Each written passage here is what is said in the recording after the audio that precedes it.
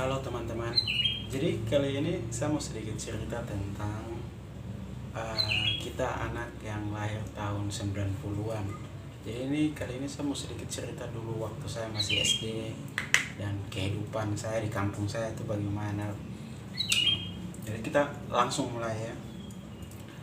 Jadi kamu yang lahir mungkin di atas tahun 2000, 2001, 2000, 2000 sampai sekarang, itu mungkin kamu tidak pernah rasa hal-hal seperti yang kita rasa dulu. Kita anak 90-an, 80-an itu rasa. Kalau sekarang itu mungkin kalian punya uang jajan itu 5.000, 10.000, atau bahkan 20.000 begitu. Kalau kita dulu itu jangankan 1.000 rupiah, dulu itu 100 rupiah saja itu kita sudah bahagia sekali. Karena apa? Dulu itu 25 rupiah dengan 50 rupiah itu masih berlaku. Jadi 25 rupiah itu lu sudah bisa beli kayak jajan gitu. Dari dulu yang tenar itu permen, dia punya nama itu Opias. Itu tuh dulu tenar sekali. Pokoknya di itu satu sekolah, kalau jam istirahat lu tidak beli itu permen, lu tidak makan itu permen, berarti lu tuh dikategorikan anak di bawah standar lah. Pokoknya begitulah. Pokoknya itu permen tuh paling tenar sudah waktu itu.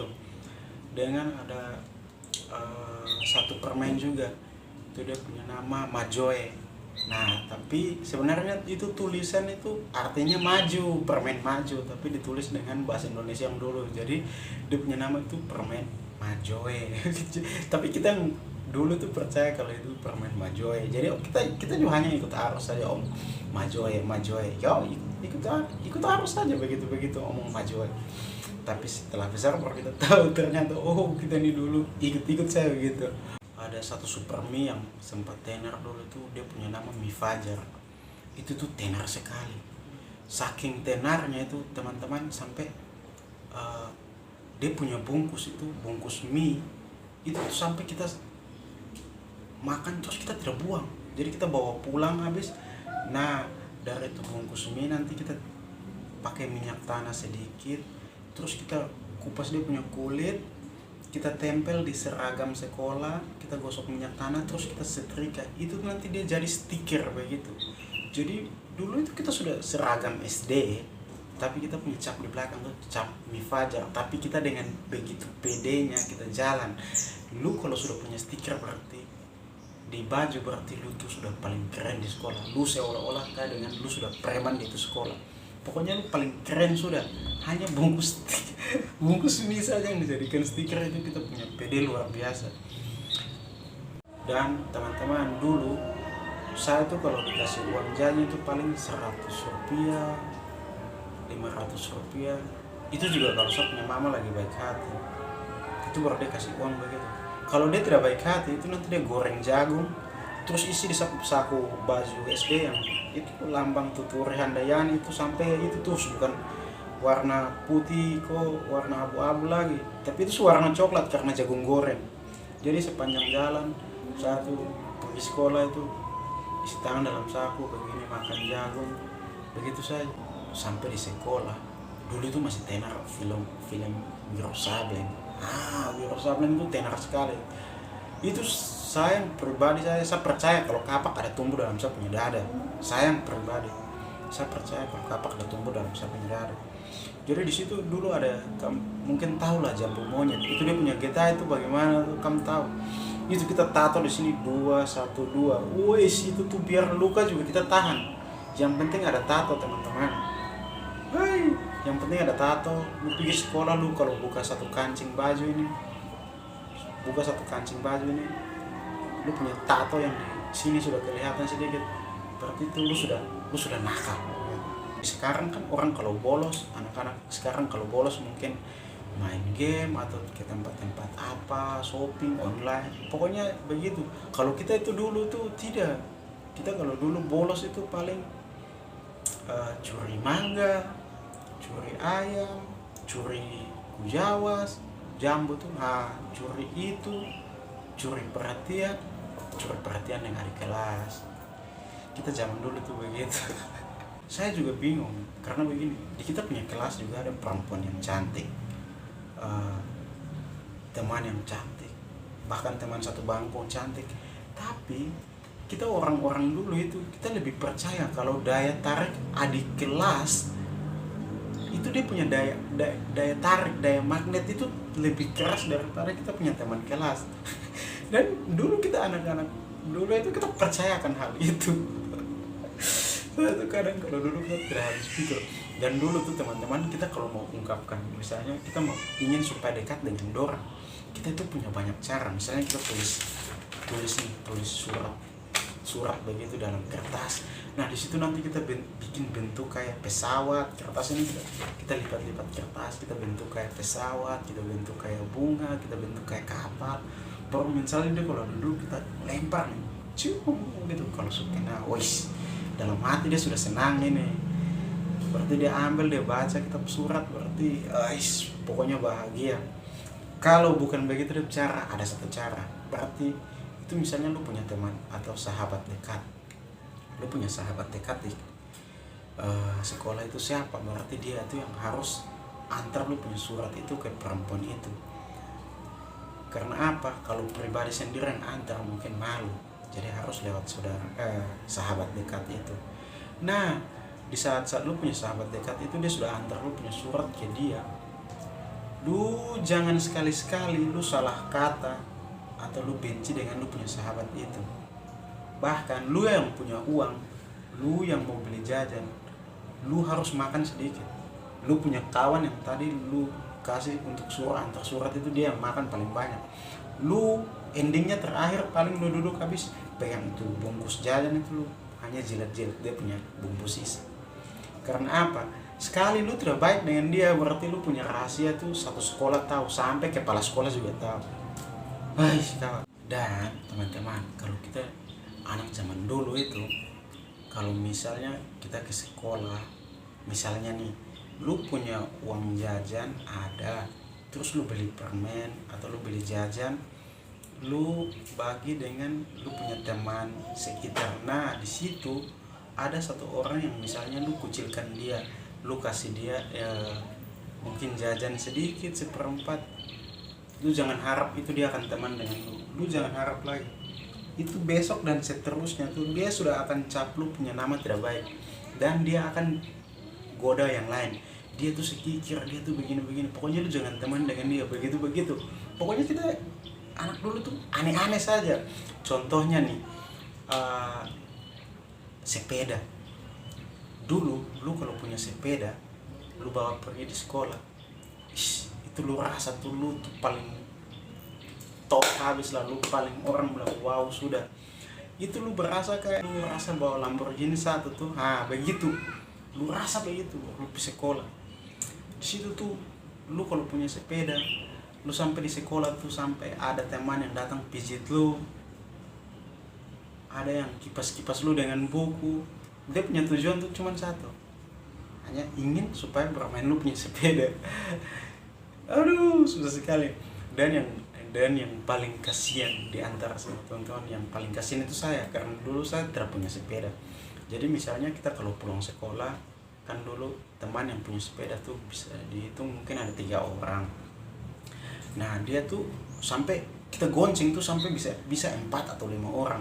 Ada yang sampai berdiri di dia punya depan itu, dia punya depan. Ada yang duduk tengah, di belakang itu sudah kayak dengan kalong, sudah tergantung sembarang. Pokoknya saya dapat celah tempat sedikit untuk bisa duduk di atas, naik. Ban pecah urusan belakang, yang penting senang begitu. Jadi di situ teman-teman yang lain ada boncengan untuk pulang, ramai-ramai itu ikut ini sepeda. Saya yang paling belakang pegang buku. Kalau bukan dulu itu belum begitu ada tas juga, jadi hanya pegang saja. Kalau bukan pegang buku berarti buku itu nanti lipat isi dalam baju begini, habis taruh di dada, baru pegang baju terus lari kejar itu teman, sampai nanti kita sampai tempat tujuan, misalnya ketemu sungai atau kali. Sampai di situ istirahat untuk minum air. Nah berarti saya punya kesempatan di itu, saya punya kesempatan 5 menit untuk bermain sepeda. Itu artinya tadi ada begitu lari capek-capek, tapi sudah sampai hanya waktu 5 menit saja. Haus nanti dulu, yang penting bermain sepeda. Itu saja. Aduh, dan itu kalau saya dulu ingat, terlalu susah dulu. Jujur nih teman-teman, saya tuh sampai sekarang saya masih sakit hati dengan saya punya teman yang punya sepeda itu. Sampai sekarang saya kalau lihat dia jalan-jalan di mana, saya kalau lihat dia itu kayak punya dendam pribadi sendiri yang terlalu mendalam sekali. Saya kalau lihat dia tuh jiwa-jiwa apa ya, psikopat kok apa tuh, itu kayak meronta-ronta. Terlalu sakit kawan. Kamu kalau dulu di saya punya posisi, kamu akan rasa sakit sekali. Nah, jadi setelah kita kalau sudah habis dari sungai, nanti kita janjian, kita mau bermain di mana, mau bikin apa begitu toh. Nanti kita bikin janjian. Jadi dulu tuh kita belum punya jam, jadi kita hanya lebih percaya matahari. Jadi misalnya kalau matahari tepat di atas kita punya kepala begini, oh kita tahu itu jam 12. Dia kalau sudah lewat sedikit itu jam 1. Dia kalau sudah lewat sedikit lagi itu berarti jam 2. Nah, kalau matahari sudah sama-sama dengan kita punya bayangan, sama-sama miring kok, sudah kayak stres begitu, itu artinya sudah jam 3. Nah, itu kita punya jam untuk bermain. Kita punya bermain dulu itu juga aneh-aneh tergantung musim. Tapi yang saya paling senang dulu itu pasang jerat. Nah, jadi di situ nanti kita mulai aku ajak, terus kita pergi. Jadi misalnya kita ada 5 orang begitu, saya tanggungan. Misalnya saya bawa korek, nanti ada yang bawa korek, ada yang bawa masako, ada yang bawa jeruk, ada yang bawa cabai begitu. Tapi kadang cabai itu kita dapat di hutan. Nah, kalau soal garam kita tidak pernah pikir, karena kita tujuannya itu kan ke arah-arah laut. Jadi sampai di sana nanti kita masak itu kita pakai air laut. Tapi kan jangan bilang jijik atau apa, soalnya kita air laut di sana bersih.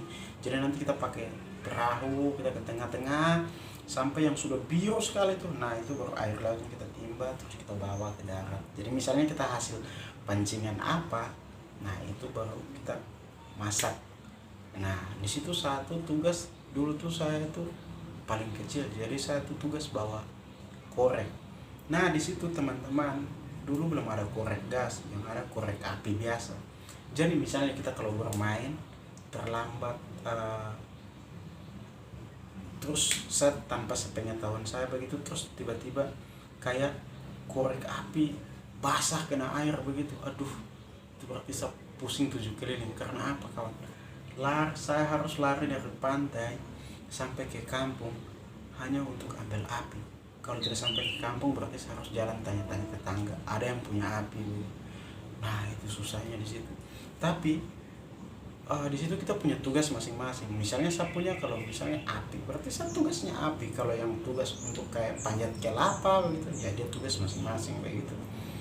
Jadi di situ setelah kita kalau pasang jerat, nah kita di situ biasa pasang jerat itu, kita pasang jerat untuk burung puyuh, tekukur, terus burung balang. Itu di burung tekukur itu yang bunyi biasa tekukur, nah pokoknya dia begitu. Nah, di situ yang saya heran itu begini, kita masuk di tengah hutan, sampai di situ tuh kan semua hutan, di situ tanah tuh nanti kita bersihkan, kita gali sedikit mungkin 5 cm begitu, terus kita bikin debu, terus kita pasang tali. Tapi yang saya heran tuh begini, nanti burung itu kan ada daya tarik, padahal hutan begitu luas, sedangkan lubang yang kita bikin kecil begini saja, tapi burung ada daya tarik untuk datang hinggap dan kena kita punya jerat. Sampai saya besar sekarang saja, saya masih sering jadi tanda tanya dalam satu hidup, kenapa begitu? Saya sampai bingung, saya sendiri sampai sekarang masih bingung sekali. Jadi selanjutnya kita misalnya kita pasang jam 3, berarti kita ceknya itu nanti 2 jam kemudian begitu. Nah, kita pergi itu kadang dapat 5-6 ekor begitu. Kalau belum dapat, kita berarti kita ke pantai, kita pancing dulu. Nah, setelah itu kalau kita pancing dapat, berarti kita sudah masak begitu. Ya, di situ tugas masing-masing harus jalankan. Jadi di situ saya yang paling kecil. Jadi saya yang paling susah, jadi segala macam itu harus saya. Tapi dia punya persatuan itu luar biasa teman-teman. Kita anak zaman dulu punya persatuan luar biasa. Dulu itu kita ada satu kepiting di kampung saya, Alor, itu namanya kepiting fafak begitu. Itu kepiting racun. Jadi untuk mengurangi dia punya racun, berarti kita harus pakai santan kelapa. Nah dulu ada kelapa di pinggir pantai itu banyak, tapi bagaimana supaya dia jadi santan itu kita harus pikir. Tidak mungkin kita bawa parut juga dari rumah. Jadi di situ kita duduk pikir-pikir, tidak bisa. Jadi kita 5 orang itu punya inisiatif, bagaimana kalau kita bikin santan dengan kita kunyah, terus nanti kita buang lagi, kita isi itu hasil kita punya kunyahan yang santan itu, kita isi dalam bambu, terus kita isi kepiting di dalam. Jadi artinya kita masak kepiting itu di dalam bambu, tapi santannya itu dari masing-masing mulut teman yang punya, terus isi di dalam bambu dan jadi santan, terus kita masak kepiting. Kamu bayangkan zaman dulu itu kita seperti itu teman-teman. Bahkan kita tidak ada saling jijik satu sama lain. Sampai setelah kita sudah bikin begitu, kita makan, kita nikmati, senang-senang. Kita bakar pisang, makan dengan itu kepiting, kita nikmati senang-senang. Sampai sekarang kita sudah besar dan kita lihat kalau yang dulu kita kecil makan kepiting sama-sama dari hasil ludah dan itu santan kita makan sama-sama. Sampai besar sekarang kita kalau minum mabok, kita yang itu tadi 5 orang yang makan kepiting, kita baku pukul sembarang lagi. Nah itu anehnya di situ. Jadi ini mungkin karena video sudah terlalu panjang, untuk nextnya nanti saya mau cerita pertama sekali kita kenal HP. Itu tuh teman-teman, sumpah dulu saya pertama sekali kenal HP tuh, oi Tuhan, saya pertama sekali kenal HP saya punya bahagia. Baru itu dulu itu kamu tahu HP yang pertama itu Nokia biasa. Dulu saya baru pertama pegang itu HP itu tahu. Sekarang baru saya bisa tahu foto. Kalau dulu itu pesan gambar itu pagi itu wajib, itu sudah hukumnya. Itu lu sudah harus sebar pesan gambar, harus lu simpan di konsep.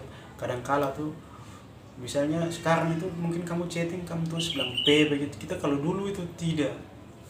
Kalau pagi sayang begitu, dulu kita punya cara chatting wagi cuayoyeng begitu.